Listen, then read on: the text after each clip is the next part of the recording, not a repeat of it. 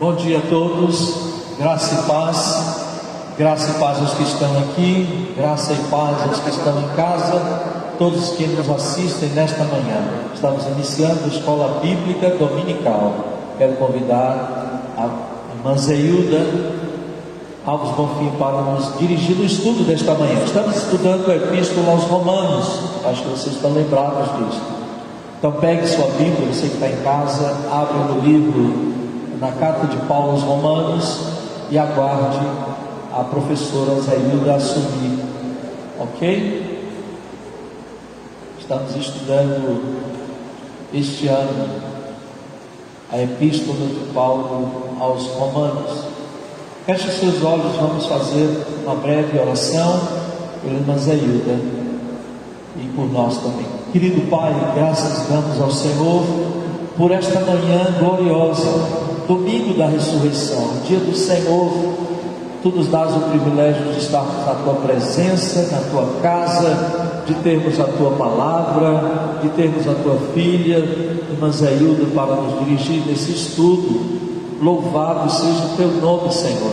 Nós entregamos a sua vida em tuas mãos e pedimos que o Senhor a cubra com a sua unção, que em nome de Jesus, ao abrir os lábios, tua filha ministre com graça ao coração de todos os que a ouvirem. Nós te agradecemos e pedimos nesta hora a cobertura do sangue de Jesus, em nome do Senhor Jesus. Amém. Amém. Palavra. Glória a Deus. Amém. Graça e paz, amados. Estamos aqui mais uma vez e vamos estar, como o pastor já falou, meditando em Romanos, no capítulo 7.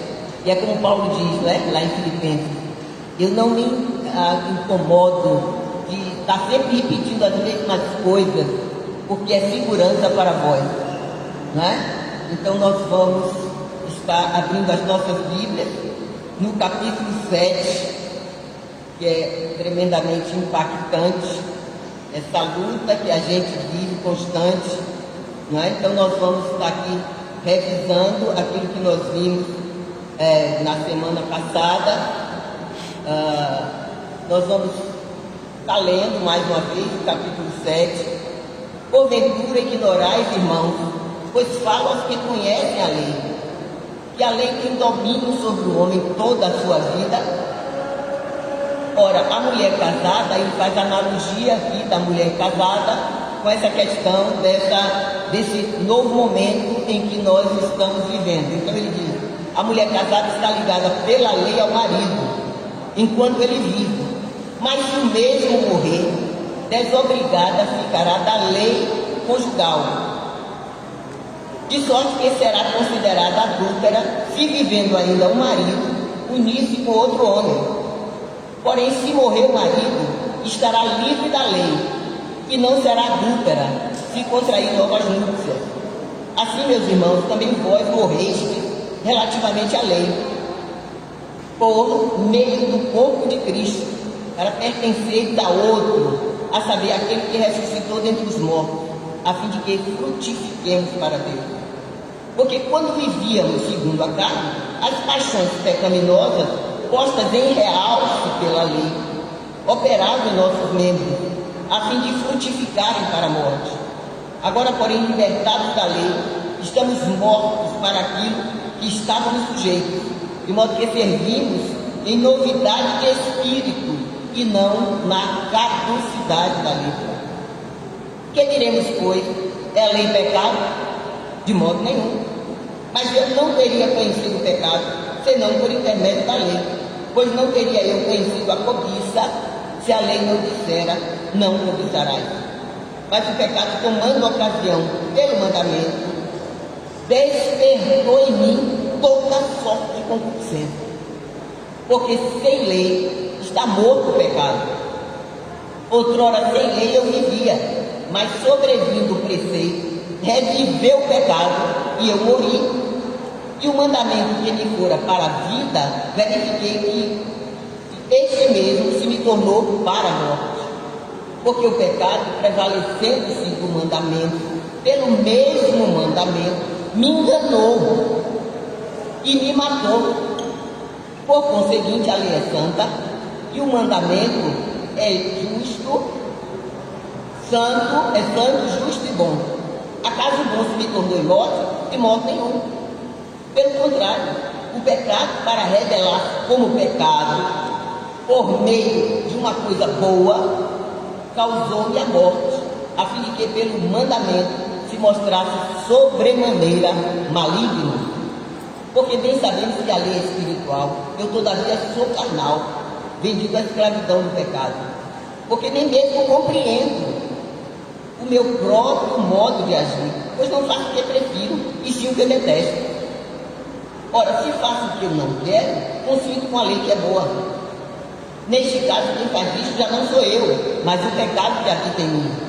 Porque eu sei que em isto é na minha carne, não habita bem nenhum, pois o querer o bem está em mim, porém não efetuá-lo. Porque não faço o bem que prefiro, mas o mal que não quero, esse faço. Mas se eu faço o que não quero, já não sou eu quem o faz, e sim o pecado que habita em mim. Então, ao querer fazer o bem, encontro a lei de que o mal reside em mim. Porque no tocante ao homem interior, tenho prazer na lei de Deus. Mas vejo nos meus membros outra lei guerreando contra a lei da minha mente. Me faz prisioneiro da lei do pecado que está nos meus membros. Desventurado homem que sou. Quem me livrará do corpo desta morte? Graças a Deus, por Jesus Cristo, nosso Senhor. De maneira que eu, de mim mesmo, com a mente, sou escravo da lei de Deus, mas segundo a carne, da lei do pecado. Então nós vimos aqui Paulo escrevendo, e ele nos mostra claramente essa questão, não é? Quando ele começa fazendo essa analogia do momento em que nós estamos vivendo, no momento em que nós fizemos um pacto de casamento com o Senhor, e essa dicotomia, esse desespero, esse esquizo que a gente vive, que é agradar a Deus, mas o pecado está ali sempre querendo se levantar. Então nós vimos aqui no versículo 7, de 1 a 3, a lei serve para quê? A lei serve para nos mostrar, revelar o que está errado. A lei serve para revelar o que não devemos fazer. Não matarás, não adulterarás, não dirás falso testemunho, e vai por aí, não é? E não adorarás outros deuses, todos aqueles mandamentos. Uma coisa que eu achei interessante é quando ele diz o seguinte: onde a palavra de Deus diz, onde não há lei, também não há transgressão.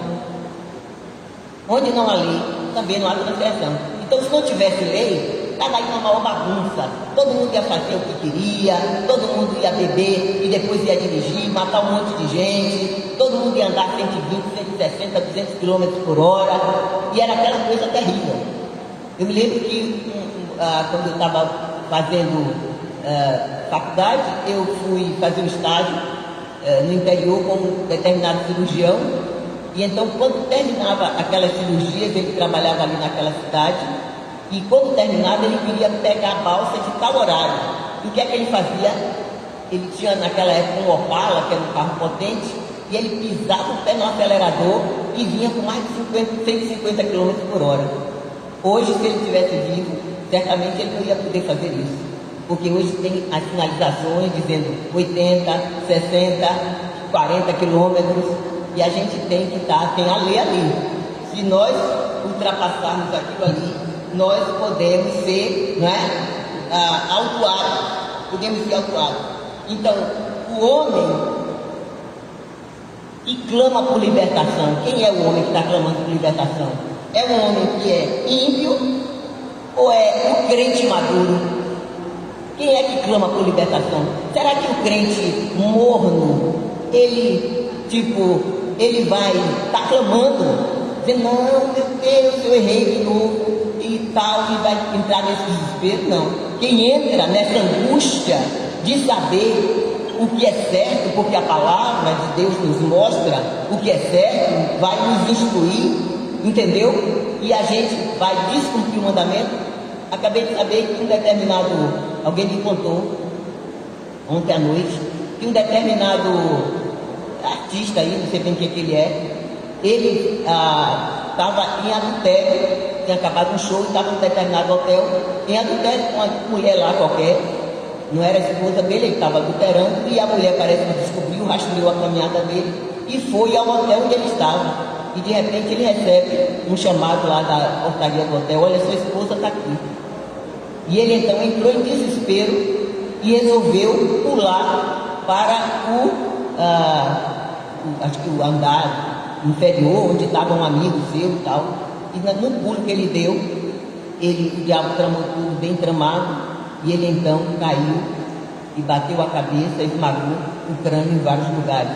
Então, olha aí, ele viu que ele estava em pecado, só que a maneira de resolver o pecado que ele buscou, de se esconder, foi a morte, trouxe a morte para ele. Não é verdade?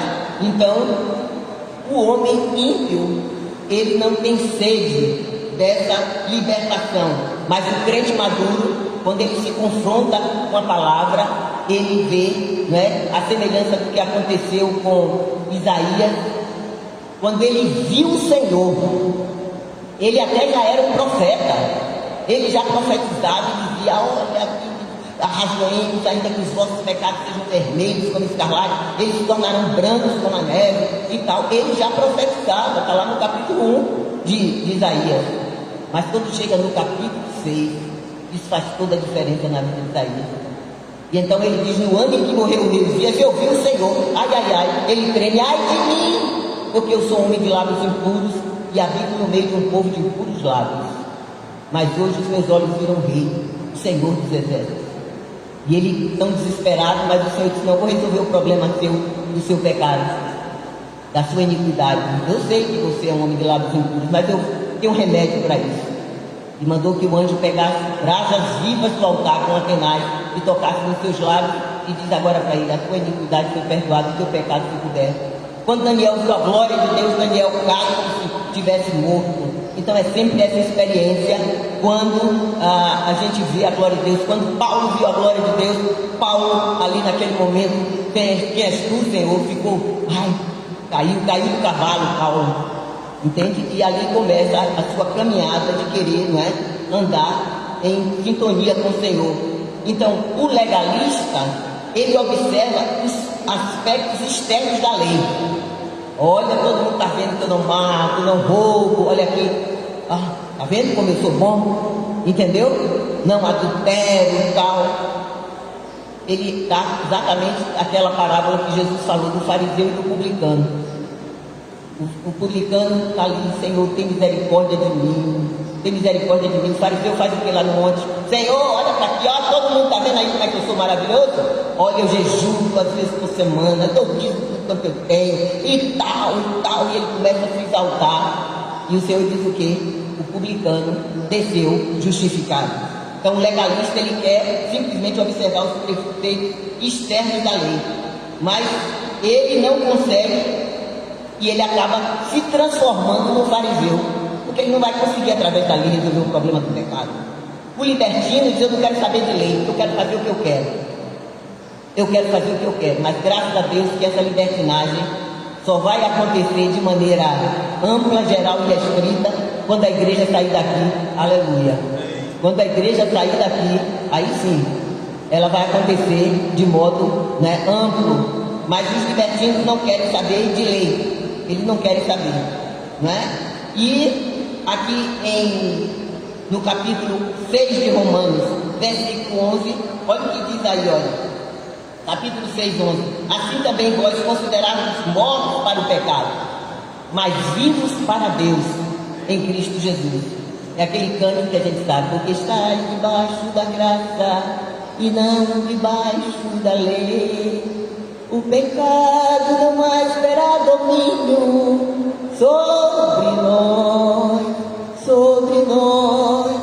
Considerai os mortos ao pecado, mas vivos para Deus. Amém? Então nós vemos aqui: você vai se considerar morto, eu vou me considerar morto para o pecado, mas vivo para Deus. Agora, se você é verdadeiramente um cristão que se deleita na lei de Deus, mas entende que o padrão da lei é perfeição, você entende que também não está conseguindo cumprir, porque o padrão é perfeição. E por isso que Paulo entra, né, nessa coisa de desespero. Como é que agora eu faço? Ele era fariseu, cumpria a lei, era rigoroso na lei. Mas, no entanto, é Paulo que escreve isso aqui, dizendo, olha, e aí ele faz então essa analogia com o casamento. O casamento é para sempre, a lei é para sempre. Por isso que ele faz a analogia com o casamento. A lei, ele diz então que a lei é o marido é a lei. A mulher somos nós. O marido lei, a lei não morre. Quem morre é a mulher que morre. Então ela morreu com Cristo e agora ressuscita com Cristo, e ela está pronta para ter esse novo marido, que é o Senhor, e vai andar com ele debaixo da graça. Então, ao ressuscitar, ela está livre para casar com outro e não vai ser considerada adúltera, como está escrito aqui, ó. Assim, meus irmãos, também vós morrestes relativamente à lei, por meio do corpo de Cristo, para pertencer a outro, a saber, aquele que ressuscitou dentre os mortos, a fim de que frutifiquem para Deus. Então, aquelas obras mortas que nós produzíamos quando estávamos debaixo da lei, agora nós vamos produzir, frutificar para Deus. Porque quando vivíamos segundo a carne, as paixões pecaminosas, que eram postas em alto relevo, pela lei operavam em nossos membros, a fim de que frutificassem para a morte.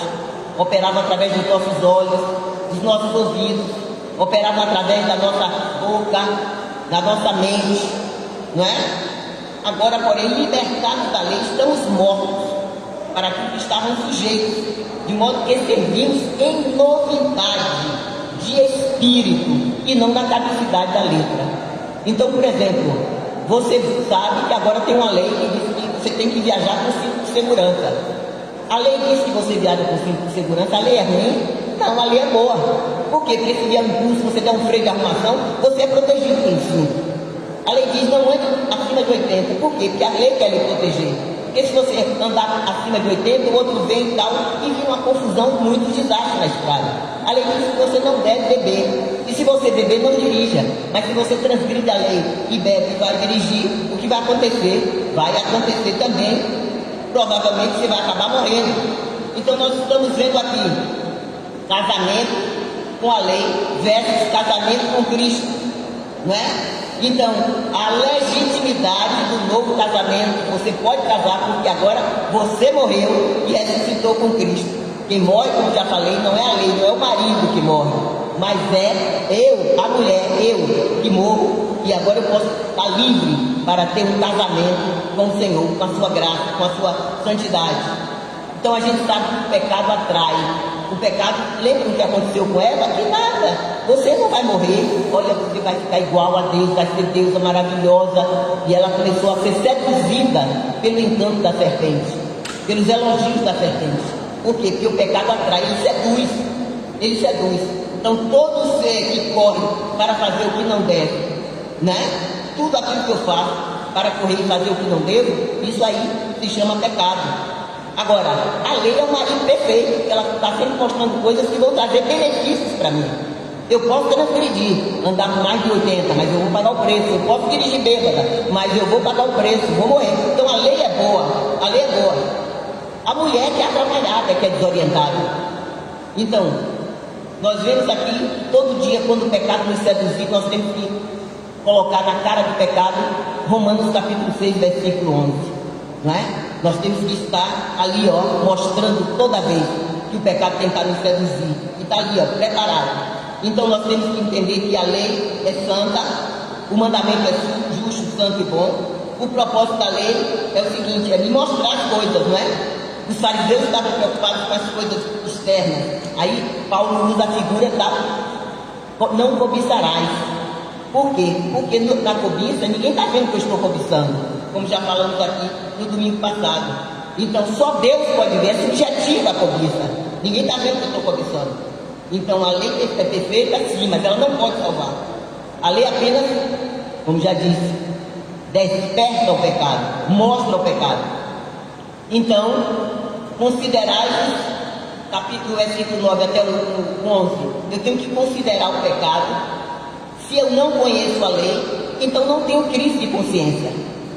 Por isso é que cada vez eu tenho que me aproximar da lei, da luz, porque aí a luz vai lá e diz, olha, isso aqui está errado, isso aqui não deve fazer. E aí o que é que a gente faz? A lei da nossa consciência vai nos mostrando a realidade do pecado, o quanto nós estamos longe de Deus. Mas se eu me afasto da lei, acho que foi Moody que falou, se o pecado me faz afastar deste livro, ou este livro me faz afastar do pecado. Eu tenho que optar. O que é que eu quero? Que o pecado sufoque o meu desejo, a minha fome da palavra, ou eu quero sufocar o pecado através da minha comunhão com Deus, da minha intimidade com Deus, da luz, da glória de Deus. Quero ver a glória de Deus cada dia, eu quero buscar o Senhor. Então, a lei tem virtudes? Tem. Então, nós vemos aqui no capítulo, versículo 12, do capítulo 7, olha aqui como já lemos, né? Por conseguinte, a lei é santa, o mandamento santo, justo e bom. Ela tem virtudes. Agora, a malignidade do pecado, acaso o bom se tornou imorte? De modo nenhum, pelo contrário. O pecado, para revelar-se como pecado, por meio de uma coisa boa, causou-me a morte, a fim de que pelo mandamento mostrasse sobremaneira maligno. Então, quem me afasta de Deus, o pecado é tão terrível que me afasta de Deus. Ele me afasta de Deus. Então ele diz, ó, o propósito da lei, se não tem placa de proibição, também onde não tem lei, não tem transgressão. Então não adianta eu estar querendo cumprir as coisas externas, não toques, não proves, não manuseies aqueles rituais, mas isso não vai me levar a uma vida de perfeição. Por mais que a lei seja perfeita, ela não pode me salvar, porque eu não posso cumprir toda a lei. Então a lei só vai despertar o quanto eu peco, né? Então nós temos que ver que a malignidade do pecado ela é de uma pobreza extrema, ela traz doença, desemprego, falta de liberdade e medo. Mas tudo isso é fichinha, porque nada disso me afasta de Deus. A doença não me afasta de Deus, o desemprego não me afasta de Deus, a falta de liberdade não me afasta de Deus, o medo não me afasta, mas o pecado me afasta de Deus. O pecado é pior do que tudo, não é verdade? E no capítulo, no versículo 14 ao 25, Paulo agora começa a dizer, ele sai do passado, ele começa a falar no próprio presente, e ele diz, porque bem sabemos que a lei é espiritual, eu todavia sou carnal, vendido da escravidão do pecado, porque nem mesmo compreendo o meu próprio modo de agir. Eu não faço o que prefiro, mas eu só faço o que detesto. Ora, se eu faço o que eu não quero, eu consinto com a lei que é boa, e a lei é boa.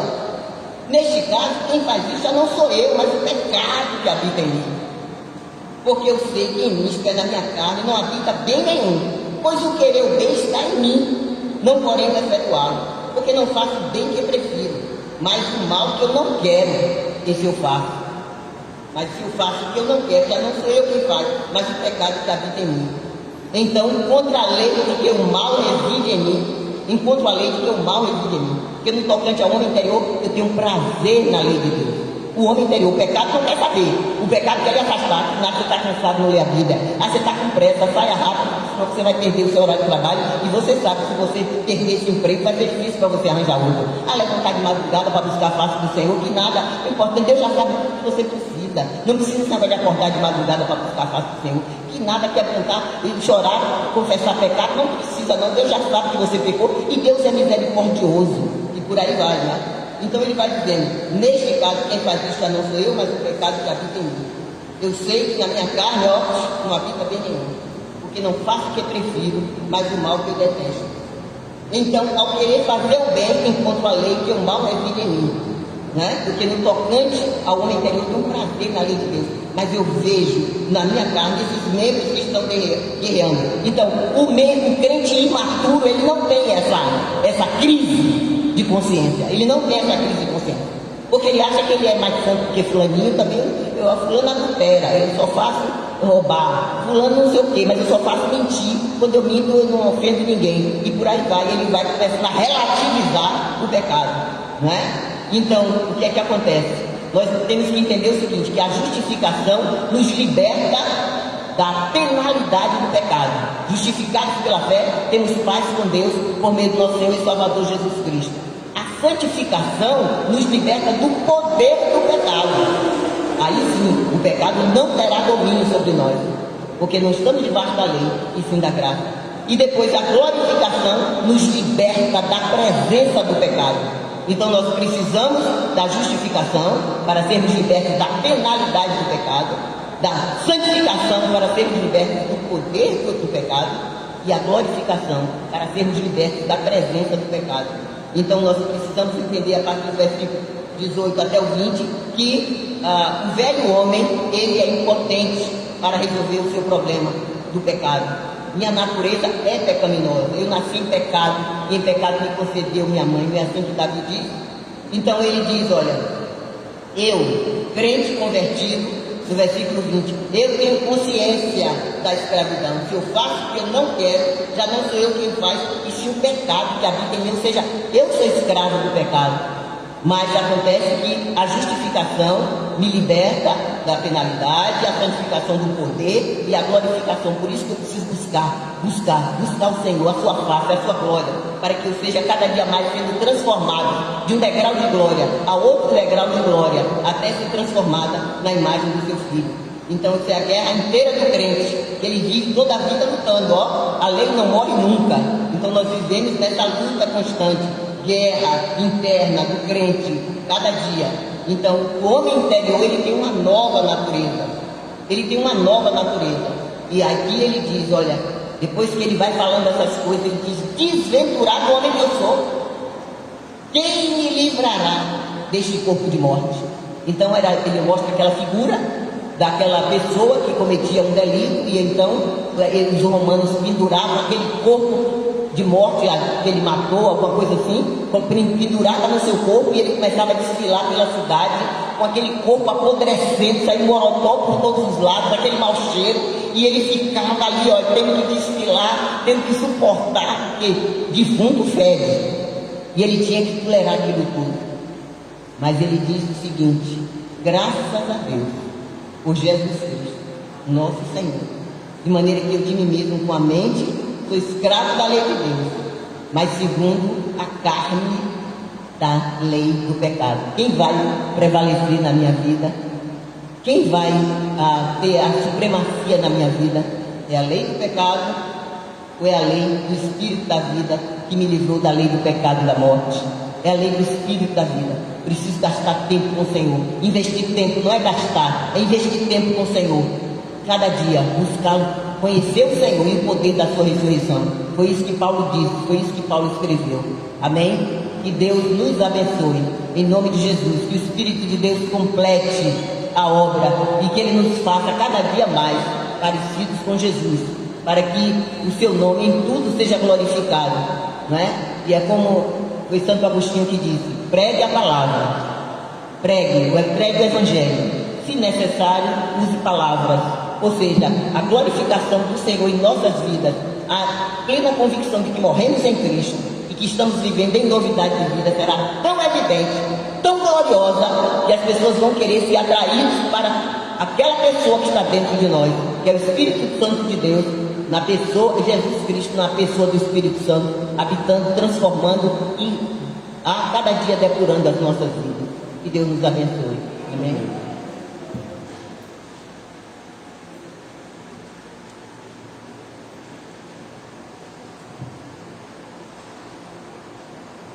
Aleluia, glória a Deus. Deus abençoe a vida da irmã Zailda por esse estudo tão abençoador.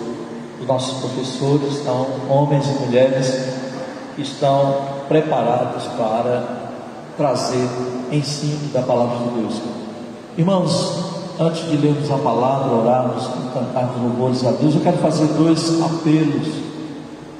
Um é pela saúde do pastor Edmilson, irmão da irmã Iraci Nascimento. Ele vai fazer cirurgia de coração, 3 pontes de safena, alguma coisa assim, nessa terça ou quarta-feira, Iraci? Terça ou quarta? Pergunte aí a ela.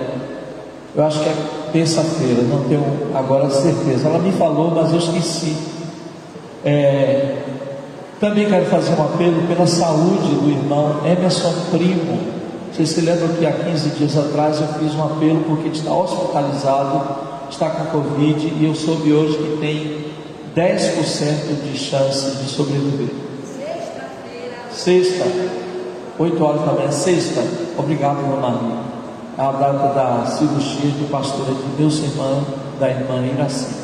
Então eu estava falando sobre Emerson Primo. Ele está hospitalizado foi membro desta igreja, professor do departamento infantil muitos anos, é conhecido, eu acho, da maioria de nós aqui, e ele está nesse estado no hospital. Oremos por sua saúde, né?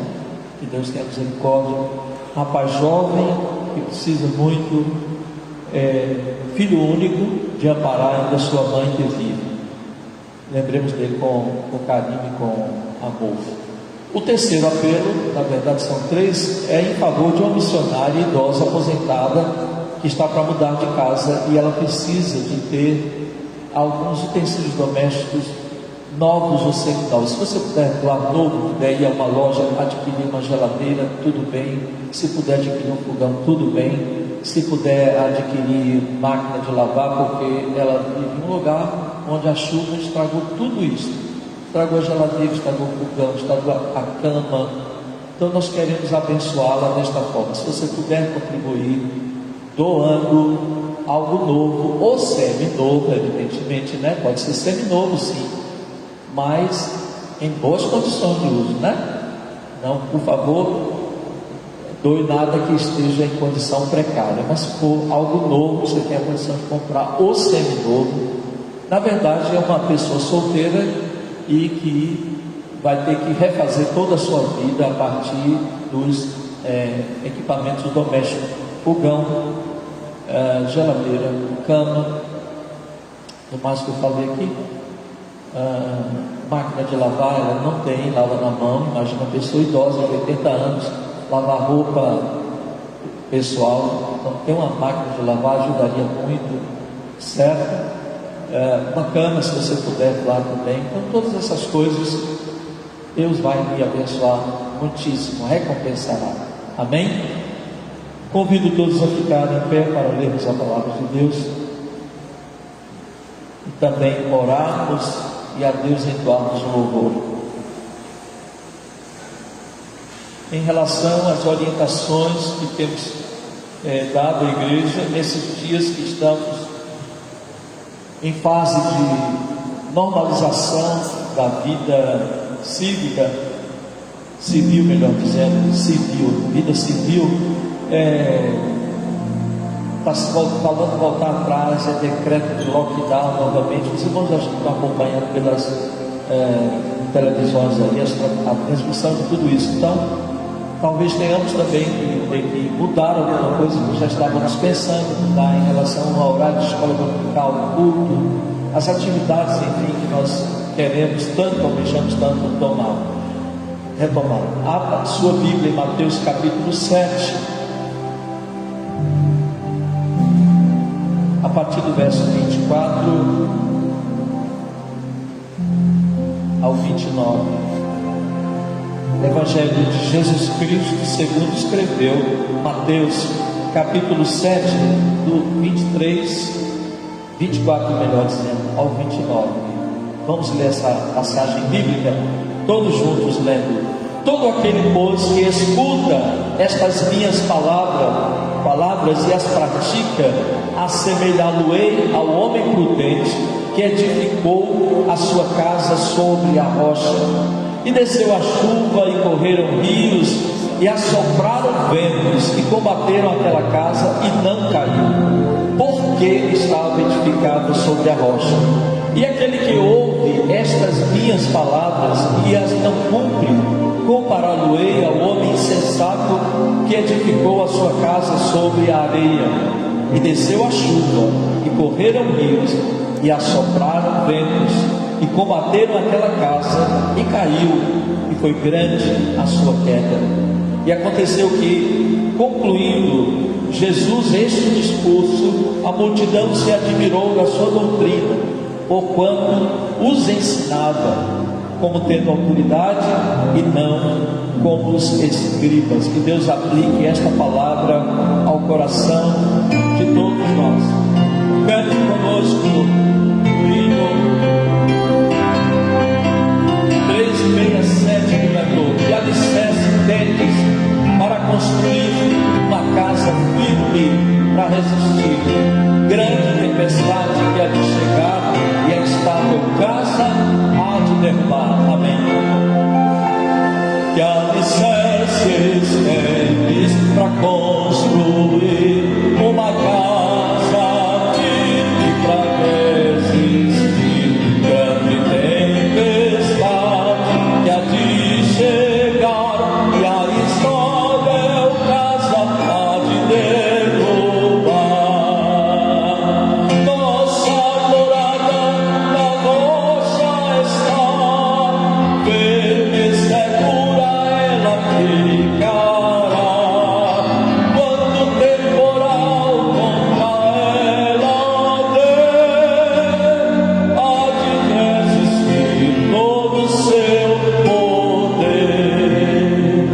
Como faz a areia na fundação, fazem nossas obras na salvação. Pois alguém que só em si mesmo crê no Senhor Jesus ainda não tem fé. Nossa morada na rocha está, firme e segura ela ficará. Quando o temporal contra ela der, há de resistir todo o seu poder. Os cristãos podem que deveras crer, pelas obras mostram a fé que tem, sua fé firmada no Salvador, na maior procela ele sem temor. Nossa morada na rocha está, firme e segura ela ficará. Quando o temporal contra ela der, há de resistir todo o seu poder. Aleluia! Eu convido a irmã Patrícia Vilela para nos dirigir na intercessão desta manhã, orando pela pátria brasileira, orando por Israel. São temas tão pertinentes, tão cotidianos para nós. Eu sei que em casa você ora por Israel, você ora pela pátria, mas a igreja tem esse compromisso também, todos nós como povo, como igreja, de clamar a Deus para que a justiça de Deus se estabeleça na terra, principalmente dentro do nosso país. Se você puder ajoelhar, se ajoelhe. Se vai ficar sentado, fique. Se quer ficar em pé, também fique. Amém? Vamos todos orar. Amém. Louvado e exaltado seja o teu nome, Senhor. Bendito és tu, Deus Todo-Poderoso, Deus da nossa salvação. Senhor, tu és maravilhoso, magnífico, soberano, tremendo, justo e fiel, Senhor. Graças te damos, ó Deus, por mais essa manhã que o Senhor nos concede. Aleluia. Obrigado por mais esse dia de vida que o Senhor nos concede. Obrigado por estarmos na tua casa de oração, Senhor. Pai, nós louvamos o teu nome, porque só o Senhor é digno de ser adorado e de ser glorificado. Tu és o Todo-Poderoso, o grande Criador dos céus e da terra, de tudo que nela há. Senhor, nesta hora nós clamamos a Ti. Ouve, ó Deus, o nosso clamor.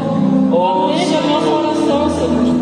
Pai, em nome de Jesus, visita a nação brasileira de uma forma poderosa, sobrenatural, meu Deus, em nome do Senhor Jesus. De norte a sul, de leste a oeste, meu Deus, em nome de Jesus.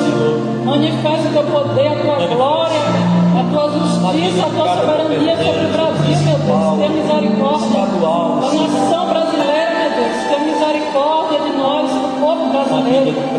Pai, em nome do Senhor Jesus Cristo, ó Senhor, faz cessar essa pandemia. Deus tenha misericórdia com as pessoas, ó Senhor, desceram a sepultura. Que o Senhor tenha misericórdia, meu Deus, na nação brasileira. Que o Senhor possa cessar essa pandemia, Pai, em nome de Jesus. Pai, também nesta hora, visita o presidente, o Senhor Bolsonaro, como ele, Jesus, guarda a vida dele, a sua família, ó Deus, em nome de Jesus. Visita, abençoe a sua família, Senhor, dá sabedoria a ele, dá graça para que ele continue, ó Senhor, continue, meu Deus,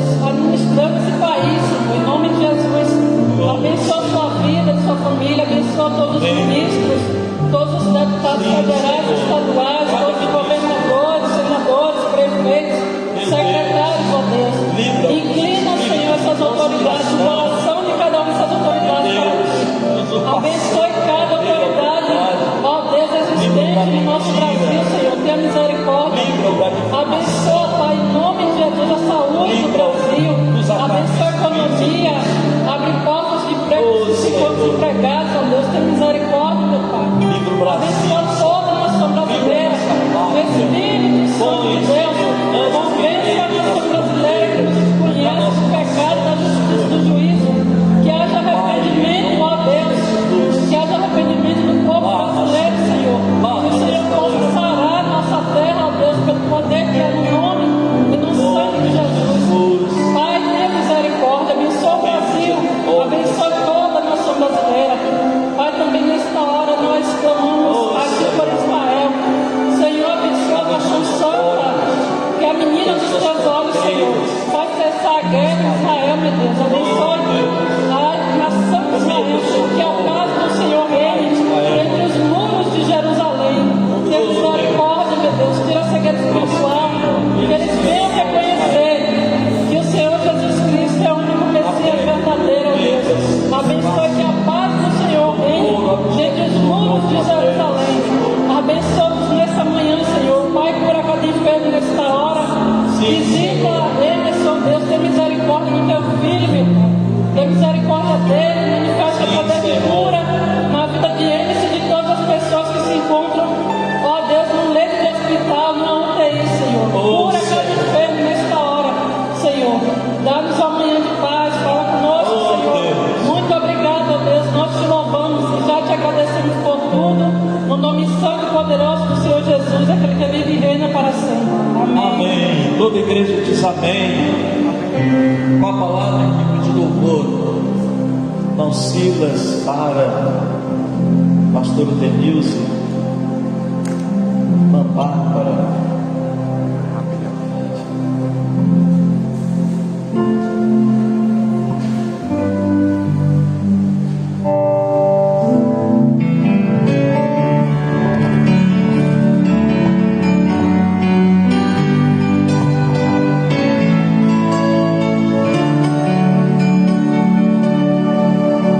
Só pra te adorar.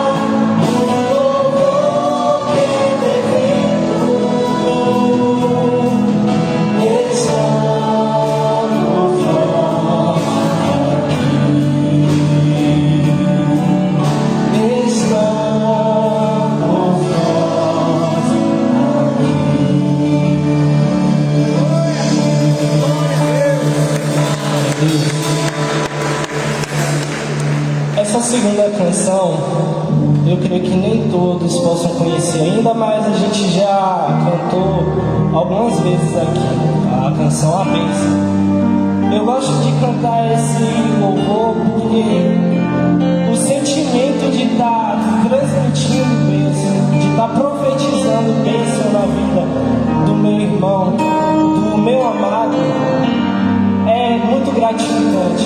Então vamos louvar, vamos cantar nesse momento essa canção com esse sentimento. Vamos liberar bênção para o nosso irmão que está do nosso lado, à nossa frente, atrás, os nossos familiares, os nossos queridos. Amém?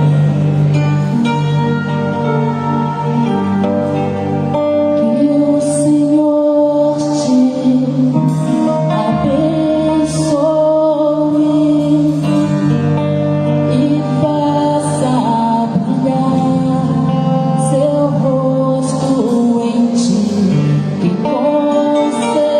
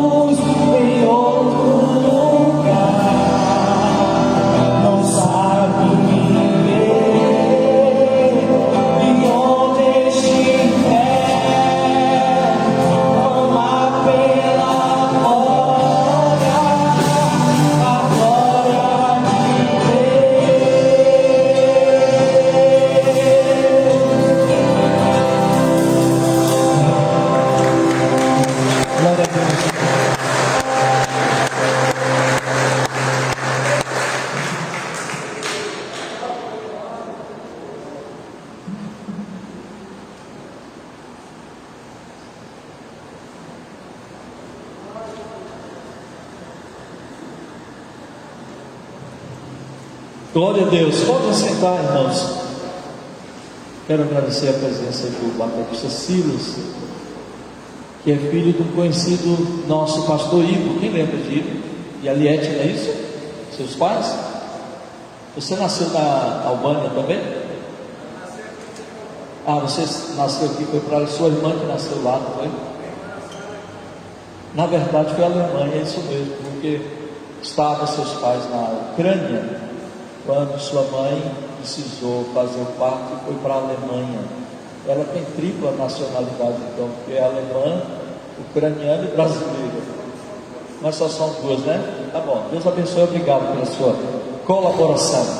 Um casal muito amigo nosso, conhecido de longas datas, e agradecemos pela vida dessa família que serve a Deus. Abra sua Bíblia no livro de Jó, capítulo 1. Reitero que o apelo feito no início do culto em favor da missionária idosa que está precisando de doações. Se você puder fazer isto, me procure. Quais são as doações? Geladeira, fogão, cama, talvez até um guarda-roupa também, porque a água subiu e danificou os móveis, e é nesses eletrodomésticos que nós estamos falando. Se você puder doar novo, ótimo. Se puder doar de segunda mão também, ou semi-novo, como a gente chama, também você será abençoado. Inclusive estamos procurando uma moradia para ela. Deve ser um kitnet, quarto, sala, cozinha, banheiro, bem ventilado, tá? Para abençoar a vida desta irmã que precisa muito de nós. Livro de Jó, capítulo 1. Nós iremos ler alguns versículos até o verso 5 deste capítulo.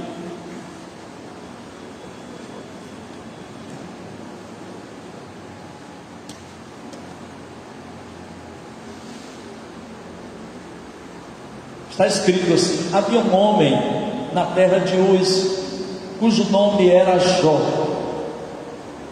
E este homem era homem sincero, reto e temente a Deus, e desviava-se do mal. E nasceram 7 filhos e 3 filhas. E era o seu gado 7.000 ovelhas, 3.000 camelos, 500 juntas de bois, 500 jumentas. E era também muitíssima gente ao seu serviço, de maneira que este homem era maior do que todos os do Oriente. E iam seus filhos e faziam banquetes em casa de cada um no seu dia, e enviavam e convidavam as suas 3 irmãs a comerem e beberem com eles. Sucedeu, pois, que tendo decorrido o turno de dias de seus banquetes, enviava Jó e os santificava, e se levantava de madrugada e oferecia holocausto segundo o número de todos eles, porque dizia Jó: porventura pecaram meus filhos e blasfemaram de Deus no seu coração. Assim o fazia Jó continuamente. Que Deus aplique esse texto ao coração, mente de todos os presentes e dos que nos acompanham. Quero dar minha saudação em particular aos que estão acompanhando a live. Não deixe de curtir se você está assistindo o culto, acompanhando o culto. Mas eu observei alguns nomes, estava conferindo: família do irmão Adelmo, Lienai, Thalita, a família do irmão Paganeres, Osmar Paganeres, ele, esposa, a sua irmã Abigail, né? E tantos outros irmãos, a irmã Noélia Diaconisa, que também está acompanhando, e outros irmãos. A todos sejam bem-vindos em nome de Jesus. Vamos orar. Feche os seus olhos para uma breve oração. Pai, nós em nome de Jesus mais uma vez nos apresentamos diante do Senhor. Estamos confiando inteiramente na Tua graça. Glorificamos o nome de Jesus, o nosso Salvador, e a Ele seja a honra e a glória neste culto. Muito obrigado, Senhor, pelos que estão aqui. Muito obrigado por esta oportunidade de abrirmos a Tua palavra. Nós entregamos em Tuas mãos tudo o que estamos para dizer, e confiados no sangue de Jesus, nos escondemos na cruz do Salvador. Nós oramos agradecidos em nome de Jesus. Amém. Jó, um sacerdote do lar. Um sacerdote do lar. Jó, um sacerdote do lar. O sacerdócio era uma função exercida largamente por chefes de clã, normalmente no tempo em que Jó viveu. As pessoas que tinham famílias e que tinham líderes destas famílias, destas tribos, destes clãs, normalmente o chefe de família, o chefe da tribo também era sacerdote. Mas existia uma outra opção de se colocar uma pessoa especificamente nesta função.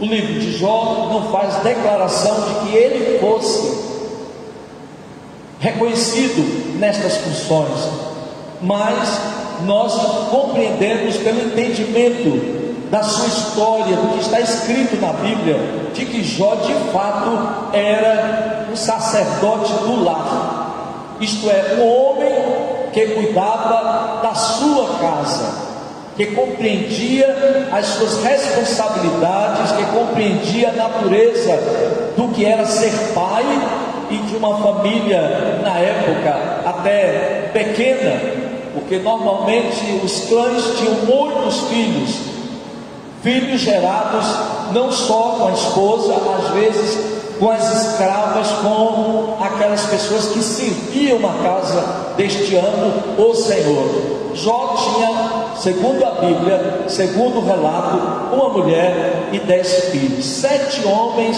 e 3 mulheres.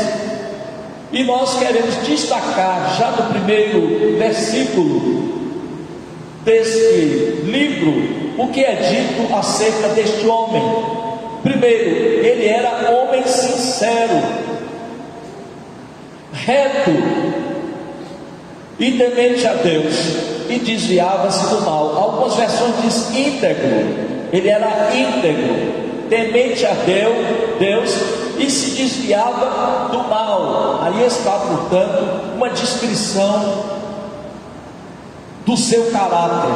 Quem era Jó? Além de ser um homem importante, ele era um homem justo, sincero, íntegro, temente a Deus e desviava-se do mal. Portanto, esta por si só, essa introdução é uma apresentação muito relevante para o que nós queremos falar sobre sacerdote do lar. Então, Jó era um homem íntegro, isto é, sem corrupção. A palavra íntegro quer dizer exatamente isto. O íntegro é aquele totalmente probo, irrepreensível na sua conduta, honesto e incorruptível. Na morfologia botânica, o termo íntegro significa um fruto saudável e uma folha também, sem mancha nenhuma, sem corrupção, portanto. Então Jó era um homem íntegro. E integridade é uma qualidade necessária para um chefe do lar, para quem lidera uma casa, para quem tem esposa e filhos naturalmente, né? Então nasceram, o texto diz assim, 7 filhos e 3 filhas. E aí relata a riqueza deste homem. Ele era um homem rico, e era o seu gado 7.000 ovelhas e 3.000 camelos e 500 juntas de bois e 500 jumentas. Era também muitíssima gente ao seu serviço, de maneira que este homem era maior do que todos os do Oriente. Como atribui-se a Moisés a autoria deste livro? Ele é um livro, portanto, uma história antiga, não é uma parábola, ele é uma história, ele é verídico, isto é, os fatos correspondem à vida daquele homem e da sua família. Então, Jó era este homem rico. Quando a gente pensa em riqueza, pensa naturalmente em herança. A vida de Jó é um exemplo não somente pela sua fidelidade para com Deus, mas também em sua maneira de viver a fé no ambiente familiar. E o resultado desta vida com Deus e com seus familiares. O que deixaremos para os nossos filhos? Você perguntaria. O que você vai deixar para os seus filhos? Que herança? Eu tenho visto largamente as disputas por herança dos nossos dias, de gente famosa, gente que tem muita fortuna, brigas e mais brigas, até morte. Filhos que matam pais porque querem ter prematuramente a herança que deveriam ter após a morte deles, e às vezes por causas abjetas, absurdas, como eu vi ontem a de um filho que matou o pai e em seguida matou a mãe porque queria ter dinheiro para seu consumo pessoal e às vezes até de drogas. Isso entristece o nosso coração, mas isso tem se avolumado em nossos dias, tem crescido em nossos dias, e a causa nós sabemos e temos até que dizê-la, repeti-la, é o pecado. Pecado que se transforma em corrupção, que corrompe o homem, que leva o homem a viver uma vida assim totalmente sem freio nenhum. E o pecado sobe no coração do homem de tal maneira que leva a cometer coisas terríveis, como é o que nós estamos dizendo, o assassinato dos próprios pais por conta de dinheiro, de herança, de alguma coisa que querem. Isso aí está nas páginas policiais cotidianamente. Mas Jó tinha uma preocupação. O livro, o autor não descreve maiores detalhes sobre essas riquezas materiais, mas exalta a sua integridade moral e o seu relacionamento com Deus, já no primeiro versículo, como nós lemos, dizendo que ele era um homem sincero, justo, íntegro, temente a Deus e desviava-se do mal. Então aí descreve-se o relacionamento de Jó com Deus, né? Temente a Deus e se desviava do mal. Isto é, ele não tinha nenhum envolvimento com nada errado. Ele não queria nada errado para si e nem para a sua família. Então os bens materiais, as suas riquezas, não eram pura e simplesmente a herança que ia deixar. Eu me recordo de muitos anos atrás de um famoso empresário de nossa cidade, cuja história é digna de ser mencionada. Um homem simples, vindo de outro estado, se não me engano Sergipe ou Alagoas, um estado vizinho, e construiu com o seu trabalho uma das maiores fortunas da nossa cidade, com uma rede de supermercados.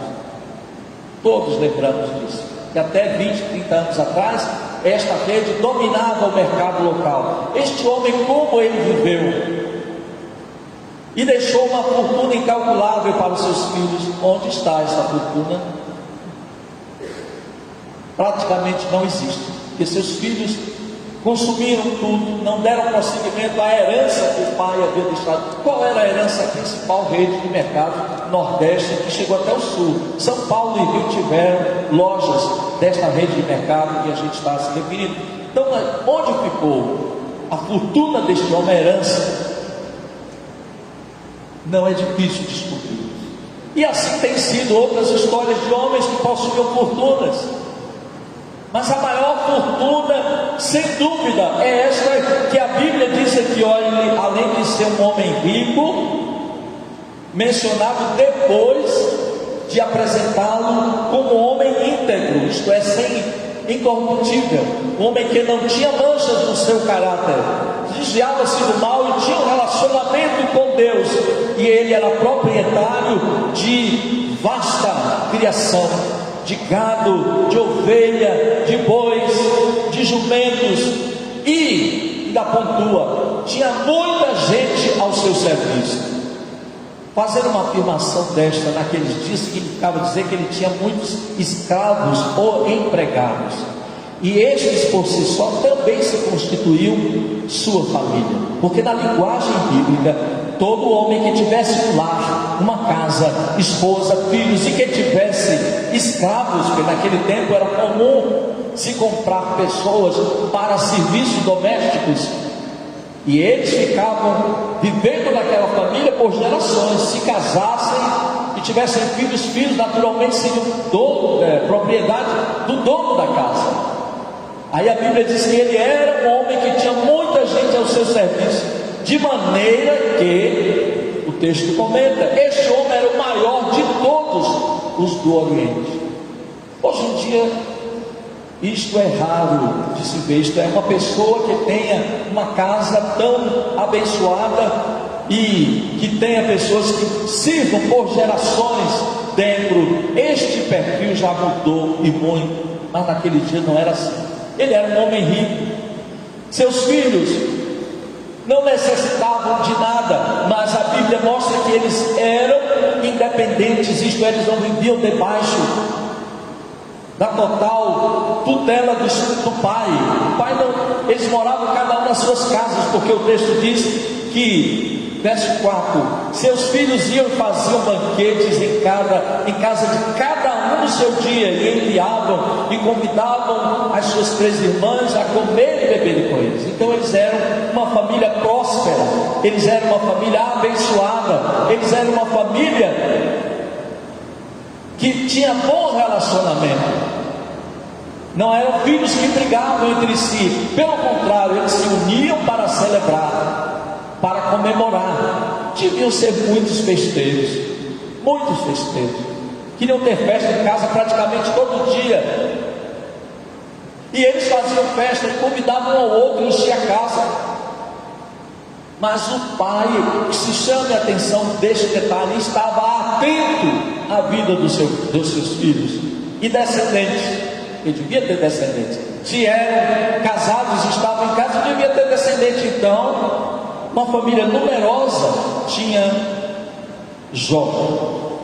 E aí o pai fazia o seguinte: tendo decorrido o turno de dia de seus banquetes, o pai respeitava isso. Os filhos se reuniam, comemoravam. Após os banquetes, ele os convidava e os santificava. Está escrito aí.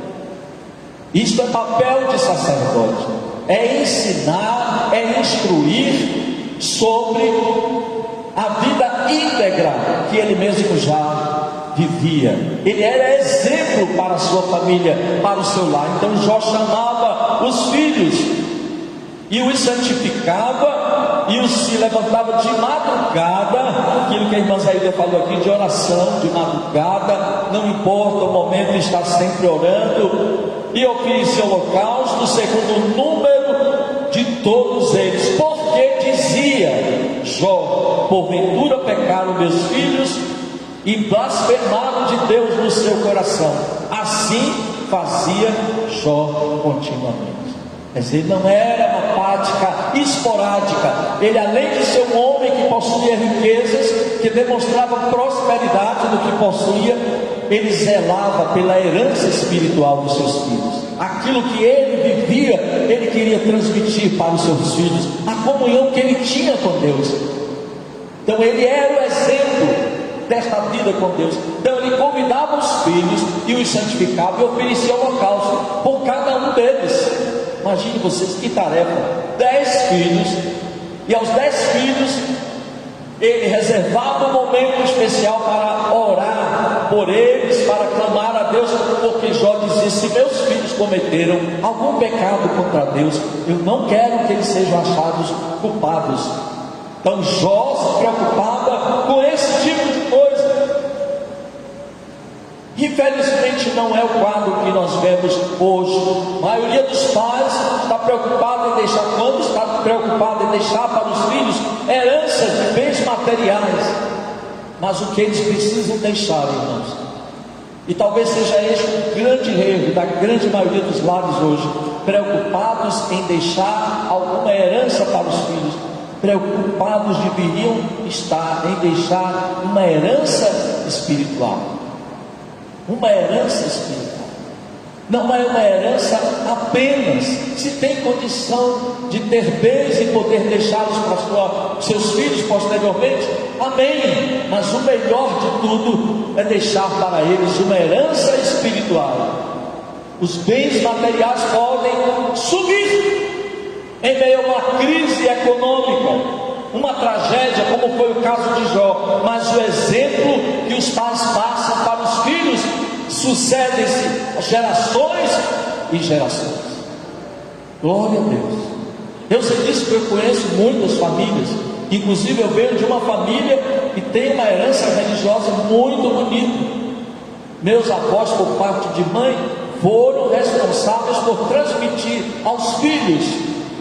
Teve 12 filhos, todos eles crentes, inclusive um pastor do qual eu levo o nome, meu tio Alberto Salles. Ele era pastor e na sua época ele fez grande ministério.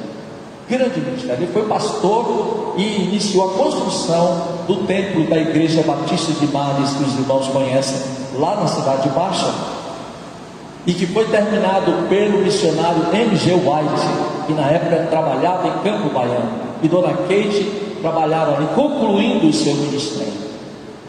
Quem inaugurou, na verdade, aquele templo foi o pastor José Salles da Costa.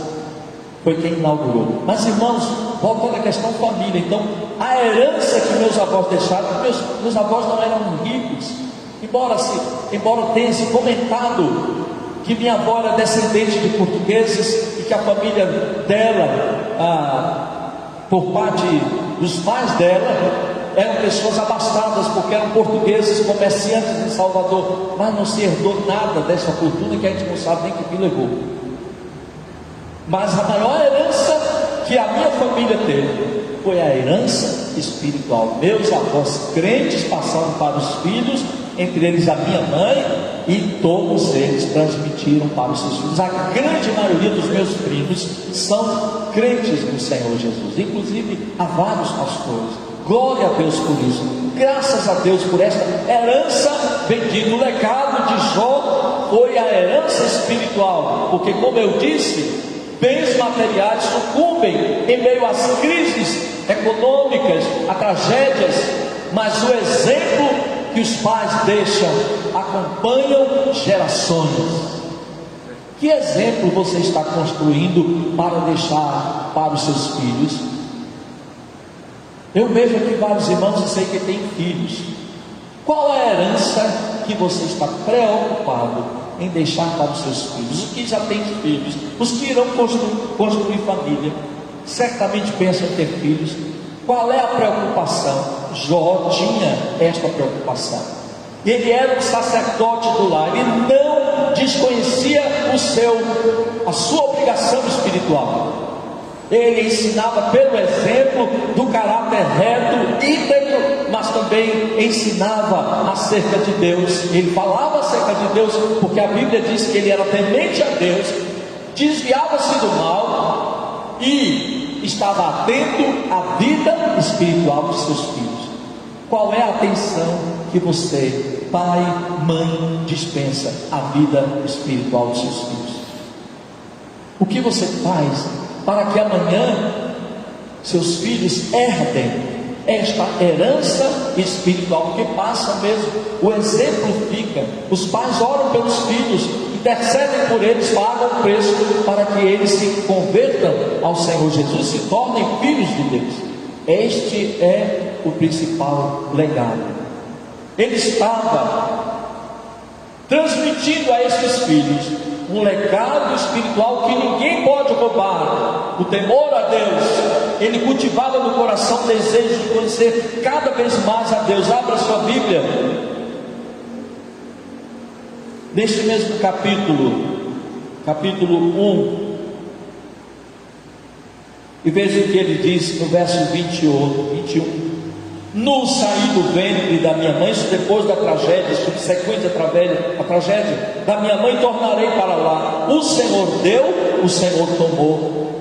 Bendito seja o nome do Senhor. Quer dizer, Jó entendia que mesmo no meio daquela tragédia de perder os filhos de todos de uma vez, porque foi o dia que eles estavam reunidos para um de seus banquetes, e o escravo que sobreviveu foi dar-lhe o relatório e disse: olha, soprou um vento e acabou com tudo, caiu a casa e morreu todo mundo, está todo mundo morto. Ele, diante dessa tragédia, ele não blasfema de Deus, ele não pergunta a Deus: por que, Senhor? Que é o que qualquer pai faria diante de uma tragédia.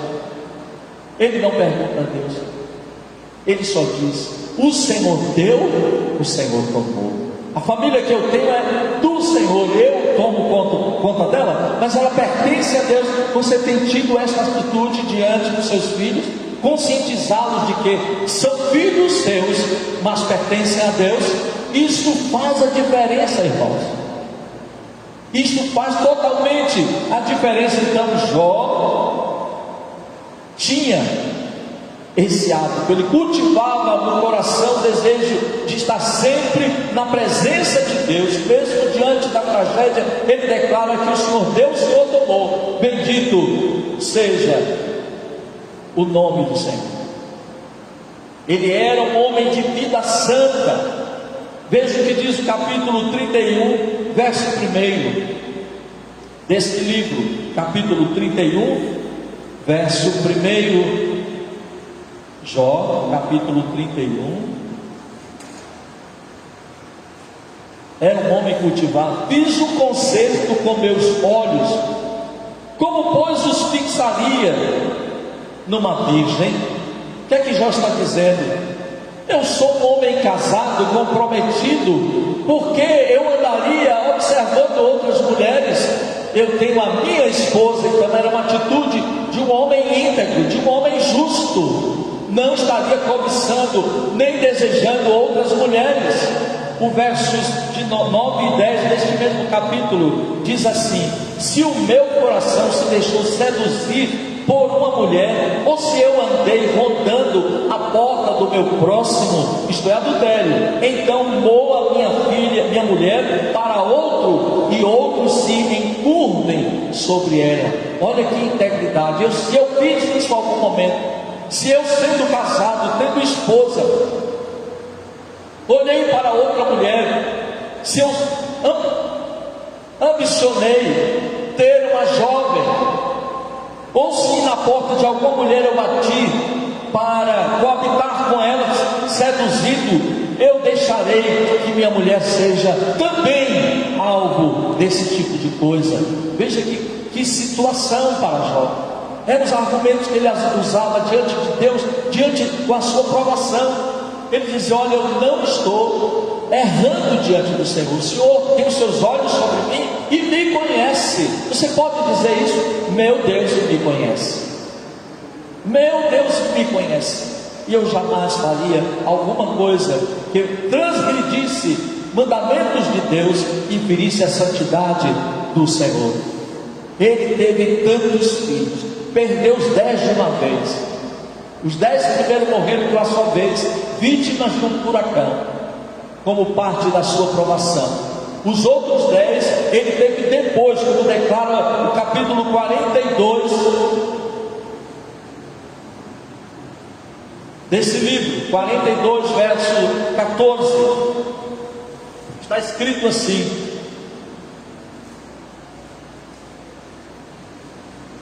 Jó, capítulo 42, a partir do 12. E assim abençoou o Senhor o último estado de Jó, mais do que o primeiro, porque teve 14.000 ovelhas, 7.000 camelos, 1.000 juntas de boi, 1.000 jumentas.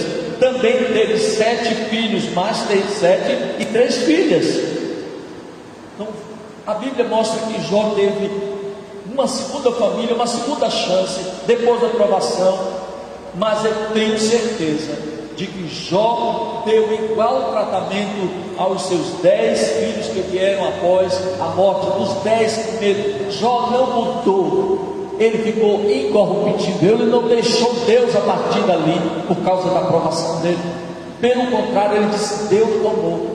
Deus me deu, Deus tomou, bendito seja o nome do Senhor. Essa é a postura de um homem temente a Deus, um homem que exerce plenamente o seu papel de pai e sacerdote do lar. Ele olha para a sua prole, ele olha para tudo que possui como presente de Deus.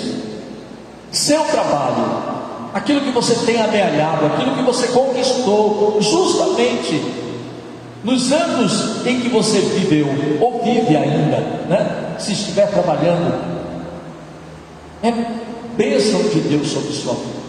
Você deve reconhecer isto, e em nenhum momento você tem que abrir mão disto e transferi-lo para outra pessoa ou para outra situação. Antes, persevere na presença de Deus, continue sendo o homem, a mulher que você é, íntegro diante do Senhor, servindo a Deus e ensinando seus filhos, seu filho, sua filha a servir a Deus principalmente, mas sendo você o primeiro exemplo a ser seguido. Que Deus lhe abençoe, que nesta manhã cada um dos homens que aqui se encontram, ou daqueles que estão em casa, se conscientize que Deus lhe deu um privilégio. É bênção, é privilégio ter uma família, é privilégio, é bênção ter condição de ensiná-los dentro da palavra de Deus, os ensinamentos do Senhor. Aquilo que é mais precioso, irmão, irmã, você deixará para o seu filho. Não é bem material, é bem espiritual, porque este é eterno, perdura. Bens materiais podem sumir diante de uma crise econômica, financeira, ou mesmo diante de uma tragédia, mas o exemplo que você deve passar para seus filhos, este permanecerá para sempre, por gerações. Seus filhos os reproduzirão para os seus filhos deles, e os filhos deles para os filhos dos filhos deles. É este o grande legado de Jó, que nesta manhã este presente você possa oferecer a seu filho. Lembre-se do Salmo 127, que diz que somos filhos de Deus, mas somos mordomos dele. E quando temos nossos filhos, os filhos são do Senhor, são herança do Senhor. Aleluia. Veja o que diz o Salmo 127. Com estas palavras, nós encerramos a nossa ministração desta manhã. Se o Senhor não edificar a casa, em vão trabalham os que edificam. Se o Senhor não guardar a cidade, em vão vigia a sentinela. Inútil vos será levantar de madrugada, repousar tarde, comer o pão de dores, pois assim dá Ele aos seus amados o sono. Esses seus filhos são herança do Senhor, e o fruto do ventre o seu galardão. Como flechas na mão do valente, assim são os filhos da mocidade. Bem-aventurado o homem que enche deles a sua aljava, não serão confundidos quando falarem com seus inimigos à porta. Que Deus nesta manhã abençoe a você que me ouve, abençoe sua casa, abençoe seu lar, abençoe seus filhos.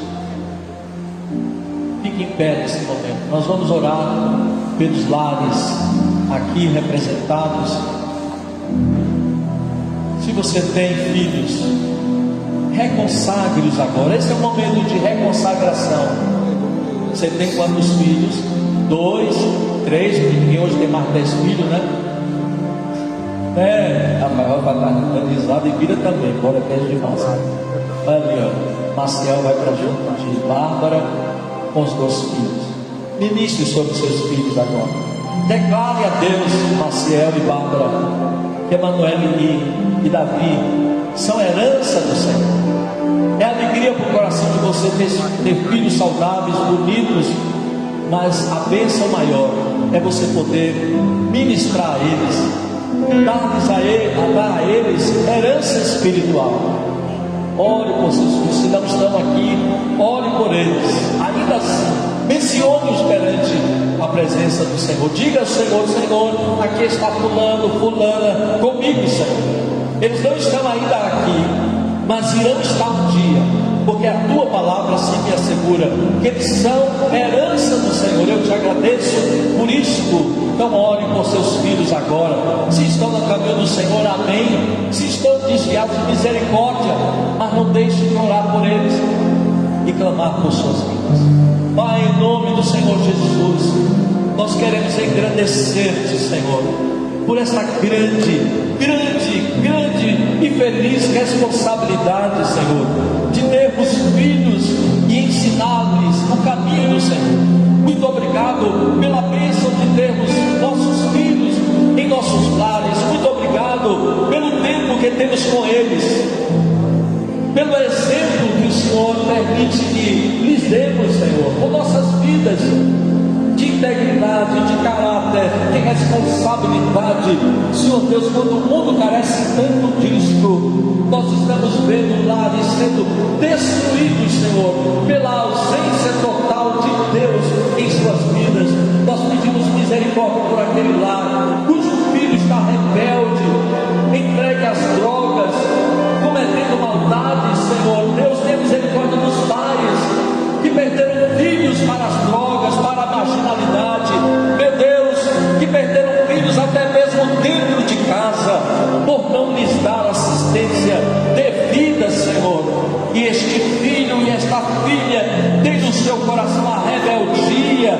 Nós pedimos nesta hora que o Senhor Deus repreenda toda e qualquer rebelião dentro de nossas casas, espírito de discórdia, de dissensão, de facção que domina a juventude hoje, Senhor, e os leva a confrontar os pais diante da autoridade que eles tentam exercer. Nós pedimos nesta hora que tu repreendas toda ação maligna dentro dos lares, na vida dos filhos, Senhor. Meu Deus, que nós vejamos, tenhamos a alegria na terra dos viventes, como diz a tua palavra, de ter nossos filhos nos teus caminhos. Eu quero consagrá-los a ti nesta manhã, reconsagrá-los, dedicá-los a ti nesta manhã. Aceita, Senhor, teu filho, dê o nome do seu filho, a minha filha, dê o nome da sua filha. Se for mais filhos, pode citar por nome agora. Pai, eu consagro a ti estes filhos e peço que o Senhor agora os livre de todo o mal, que o Senhor nos guarde, Senhor, da corrupção deste século, que o Senhor nos guarde, Senhor, ó Deus, das enfermidades que tem assolado nesses dias e ceifado a muitos jovens. Senhor Deus, tenha misericórdia, Senhor, tenha misericórdia. Oh Deus de misericórdia, tenha misericórdia dos lares, fortalece este pai, esta mãe. Meu Deus, que este casal esteja agora, Senhor, sendo amparado pelo Senhor, confortado pelo Senhor, instruído pelo Senhor, porque a instrução do Senhor é que eleva a alma, o temor do Senhor alegra o coração, o nosso coração e o coração do próprio Deus. Bendito seja o Senhor, que tem trazido à nossa mente, ao nosso coração, a clareza desses fatos. E nós pedimos que em nome de Jesus, aquele pai, aquela mãe que tem fraquejado diante, Senhor, do comportamento do filho, da filha, que o Senhor o fortaleça agora, em nome de Jesus. Que este pai, esta mãe receba do Senhor a autoridade dos céus, receba, Senhor Deus, dons para que possa exercer dentro de casa com seus filhos o dom do amor, Senhor, o dom da compreensão, o dom da longanimidade, da mansidão. Meu Deus, aquele pai ou aquela mãe que com violência tem, Senhor, ó Deus, exercido autoridade sobre os filhos, e nesta hora, em nome de Jesus, toda a violência seja extinta e cabe em nome do Senhor. Põe no coração deste pai, desta mãe, amor, muito amor, Senhor, que este pai tenha a visão dos céus, que esta mãe tenha a visão dos céus, e enxergue o futuro do seu filho, da sua filha nas mãos do Senhor, e confie que o Senhor está cuidando deles. Nós entregamos todos os filhos nesta manhã, e oramos como orou, Senhor, Moisés, diante daquela libertação que aconteceria, que nenhum dos seus filhos, que nenhum dos descendentes de Israel ficaria escravo do Egito, mas que sairiam todos livres. Que esta seja a oração dos pais nesta manhã. Meu filho não ficará, minha filha não ficará. Diante do Senhor eu apresento esta oração agora. Eles sairão livres do Egito para servir o Senhor. Nós abençoamos e pedimos que o Senhor renove unção sobre todas as famílias nesta manhã. É a minha oração, Senhor, pelos lares, pelas casas, pelo pai, pela mãe, pelos filhos nesta manhã. Em nome de Jesus. Amém e amém. Glória a Deus. Aleluia. Próxima terça-feira estaremos aqui para gravar mais um culto de oração. Se você quiser vir participar, você é convidado a estar aqui. Próximo domingo nós teremos o dia da igreja perseguida. Os irmãos sabem que todo ano, junto com a missão Portas Abertas, nós realizamos um culto a Deus pela igreja perseguida. Então domingo que vem, o Ministério de Missões da igreja vai ter a sua participação aqui na direção do culto, lembrando da igreja perseguida. Amém? Traga uma oferta para ajudar o trabalho de missões, para ajudar o trabalho da igreja perseguida. Não sei se a ministra de missões, a irmã Evani, está presente, ou Silvia tem alguma coisa a comunicar a respeito. Evani está aí? Evani, você está escondida. Agora eu te vi, Evani. É porque tinha uma irmã mais forte na sua frente. Vem cá, irmã, tem alguma coisa para falar? Se não, fiquei mesmo. Tem alguma coisa para falar? Não. Mas aquela é a ministra de missões, era Lídia, mas a Evani agora assume junto com Silvia.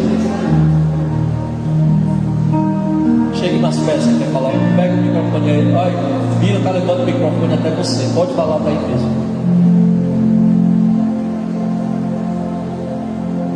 Só gostaria de tratar uma intercessão da igreja. Intercessão. Para esse culto que a gente vai estar no domingo. Próximo domingo. Ok. Próximo domingo. E traga uma oferta também. Uma oferta para ajudar. Para abençoar o Ministério de Missões. Ok? Obrigado, irmã, pela sua participação. Vire para alguém à sua direita, à sua esquerda, ou atrás de você, na frente, e diga Shalom, Ubrahá. Shalom, Ubrahá. Shalom, Ubrahá. Paz e bênção para a sua vida. Amém? Pai, em nome de Jesus, nós agradecemos o culto desta manhã, a vida dos que aqui estão, e suplicamos a tua misericórdia sobre cada um deles. Oramos agora, clamamos em favor da vida de Emerson Primo. Ó Deus, esteja ali naquela UTI, onde ele estiver agora, Senhor, a mão de poder do Senhor alcance meu filho, e que toda infecção dos seus pulmões seja agora debelada em nome de Jesus. Arranca nesta hora toda infecção do corpo do teu filho, que ele saia daquela UTI, Senhor, totalmente recuperado. Abençoa a recuperação do teu servo Josevi, Senhor. Ó Deus, visite-o agora também, em nome de Jesus. Visite, Senhor, também teu servo pastor Edmilson, que vai fazer cirurgia de coração. Que o Senhor esteja ministrando ao teu filho, mesmo antes desta cirurgia, para que ele esteja na presença do Senhor. Nós entregamos sua vida nas tuas mãos.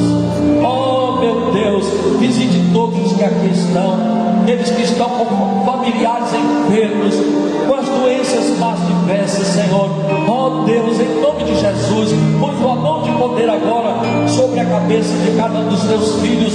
Aquele que está, Senhor, com enxaqueca crônica, seja repreendida agora esta enxaqueca em nome de Jesus. Aquele que está, Senhor, com enfermidade do cérebro, coágulo, Senhor, aneurisma, ou mesmo câncer, repreende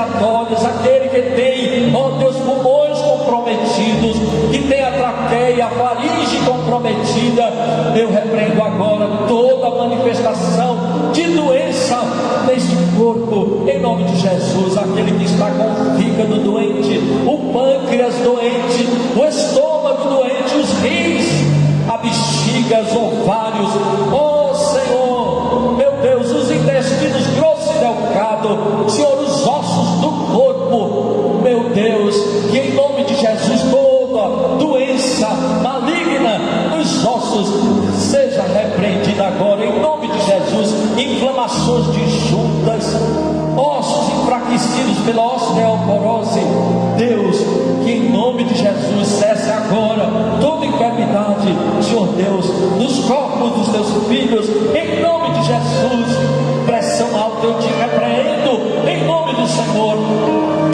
Que a serva do Senhor, o servo do Senhor, não dependa de medicação para sempre, mas que hoje seja o dia da sua cura. Nós colocamos diante do Senhor e oramos por todos eles, e que a graça salvadora do Senhor Jesus, o amor de Deus Pai, a doce comunhão e as consolações do Espírito Santo estejam sobre todos vós, queridos irmãos, hoje e para todos sempre. Amém e amém.